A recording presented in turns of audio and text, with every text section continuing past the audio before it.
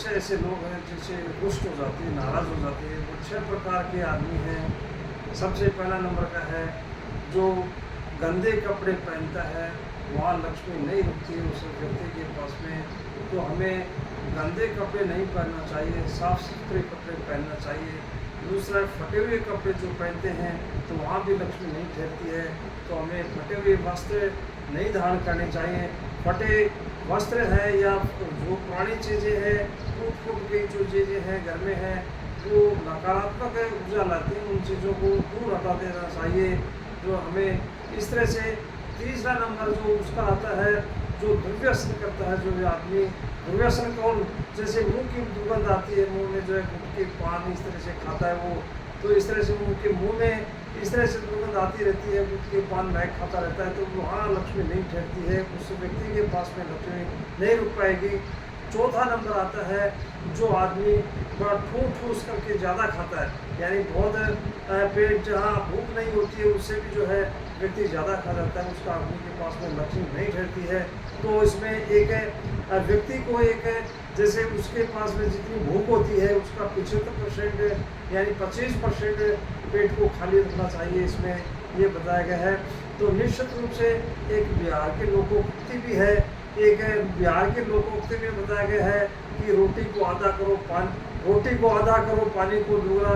इस तरह से एक कहावत है, शाका को दूना पानी को तिगना, जो हंसी को चौगना। इस तरह से बिहार के लोकोक्ति में बताया गया है। तो हमें इस तरह से खाने में जो है ज़्यादा नहीं खाना चाहिए।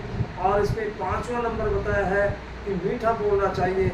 जो आदमी को दूसरे व्यक्तियों को जो बात करते हैं, दूसरे व्यक्तियों से बात करते हैं तो उनकी बात कड़वी लगती है, तो उसको दूसरे व्यक्तियों को बात उसकी कड़वी नहीं लगनी चाहिए, मीठी बोली बोलना चाहिए। उसमें आप इसमें मीठी बोली के लिए जो बहुत सारे फ़ायदे मीठी बोली के लिए इसमें बताया गया है कि कोयल और कौवे के लिए बताया गया कि काका काबू धना रहे कोयल काबू दे, मीठे शब्द सुनाए कि जगत अपनो पहले। यानी कौवे में और कोयल में रंग में कोई अंतर नहीं होता है उसमें, लेकिन उनका दोनों का बोलने का अंतर होता है। तो कौवा तो जो सबको बुरा लगता है, लेकिन कोयल जो है मीठी बोलती है तो सबको प्यारी लगती है, अच्छी लगती है। तो इस तरह से हमें मीठा बोलना चाहिए, दूसरे व्यक्तियों को जो है बुरा नहीं लगे इस तरह से।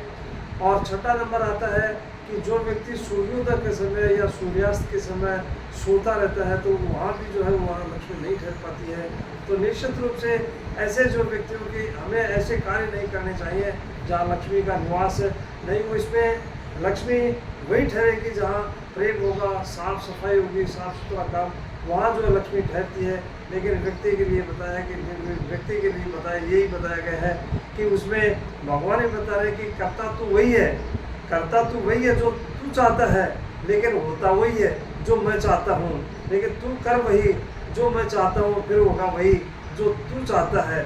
तो भगवान ने बताया कि आदमी के लिए बताया कि आदमी होने से वही करता जो खुद चाहता है इस तरह से, लेकिन वो जो है भगवान चाहता है इस तरह से नहीं करता है तो वो जो है उसके लिए गलत साबित हो जाता है, वहाँ लक्ष्मी नहीं ठहरती है। तो निश्चित रूप से हमें प्रेम जो होगा या साफ सफाई होगी, वहाँ लक्ष्मी का निवास होगा। तो हमें इस तरह से इन बातों का ध्यान रखते हुए अपना जीवन जो है जीना चाहिए। धन्यवाद।